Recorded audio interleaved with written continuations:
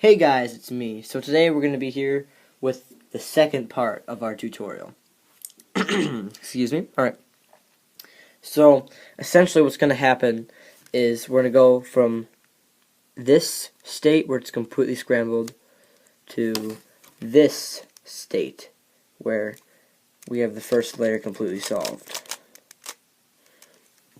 So yeah, let's just get right to it. If you guys haven't seen part 1 yet, I highly recommend you do so before watching this because it's all going to seem pretty confusing if you don't. So I'm going to put that in the description below, and yeah, let's just get right into it. And in case anyone's wondering, this the cube I'm going to be using for solving is a Mo Way Long, so just thought I'd throw that in real quick. Alright, so the first step to solving a Rubik's Cube is to mix it up, and if you don't know how to do that, you need some serious help. So I'm just going to assume you know how to twist the thing around a little bit. So anyway, the second step is to get the white cross. And all that means is to get these 4 edge pieces right there. And because this is the white center, we know this has to be a white side, so they call it the white cross because it's when all the edge pieces are mixed, kind of like a cross. So anyway, we can see right here that this piece, this blue and white edge piece right here, it's the white is not lined up with the white right here, so this can't be right. It has to be, all the colors has to be on one side. So what we can do though is to see that there's a blue on the other side, and there's a blue center right here. So if we turn it like that, you can see that the blue lines up with the blue now. And then from there we can turn it up so the white lines up with the white, and that is correct. I'm putting that up, and you can see it's backwards. Backwards for a reason. We'll come back to that a little bit. So here we have another piece. This is the red and the white. So again, right here we can see that if we twist it down, that the red will line up with the red, and then we can twist it back up like that, and that it will be correct. And our last edge piece is right here in the bottom layer, and we can see it's right here, the green. So we can match it till the green lines up with the green like that. And then we can just twist it up so that the white lines up with the white like that. All very simple, and it works well. Alright, and this is very intuitive, so it's like, you know, if you don't get it, just play around with it a little bit, and eventually you may figure it out, I guess. I can go over it again in a higher detail if you guys need to. Actually, now's probably a good time to say this.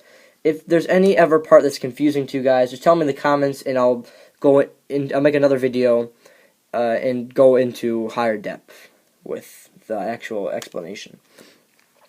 So anyway, so sometimes what can happen is you'll turn a piece up, or it'll just be there from the start. You'll see that a piece is flipped around like this, and that's not good because this isn't right. I mean, the white's matched up with the orange, and the orange is with the white. I mean, that's not right.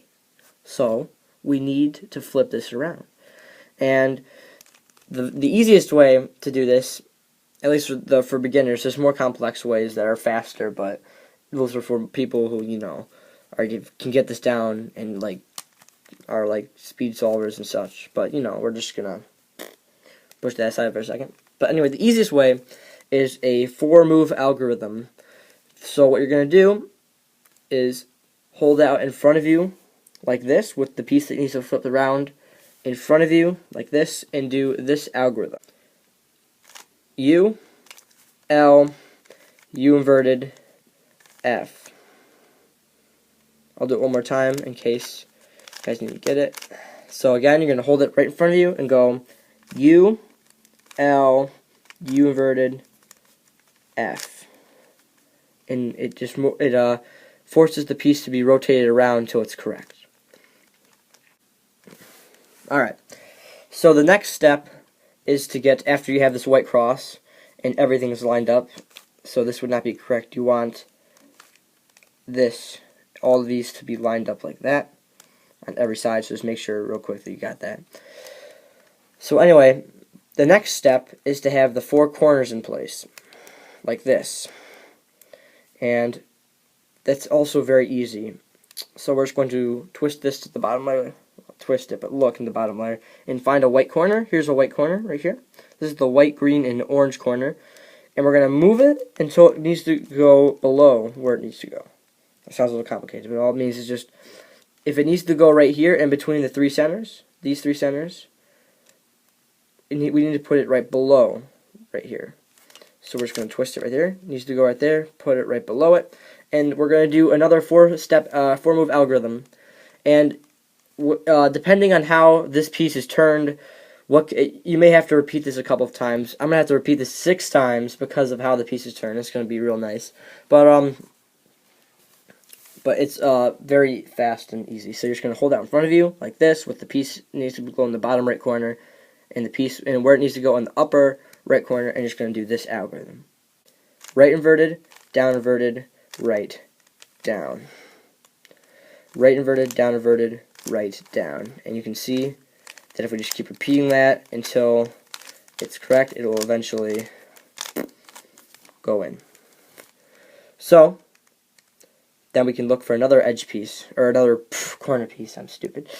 There's one right there. We can rotate it to it needs to go below, right here. It needs to go right there, put it below, and we're going to do right inverted, right down. We do it 2 more times, and then go bam. And then it goes into place. Here's another one right there. Put it below where it needs to go, and just do the same thing.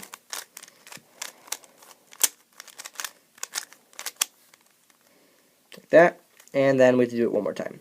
So there's the last one. Right there, got to put it below, and then it's right there. You're just going to do it until it goes in.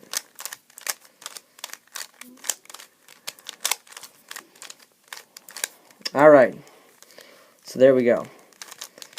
That is how I solve the first layer of a Rubik's Cube.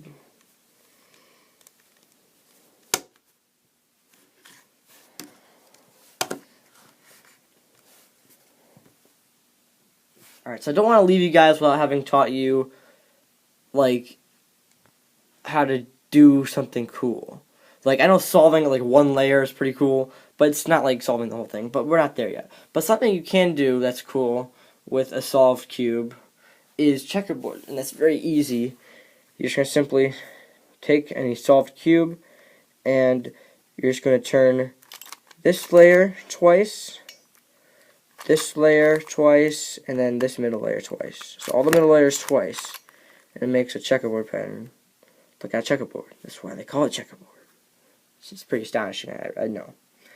But yeah, it's pretty sweet. And actually, since you want to practice your little algorithms, the technical algorithm for this, it's E2, M2, S2. So, so it's E2, M2,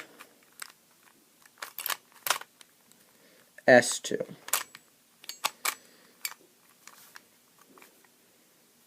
But you can just turn the middle letters twice. I mean, it's the same thing. So that's just something I want to throw in. So anyway, guys, thanks for watching.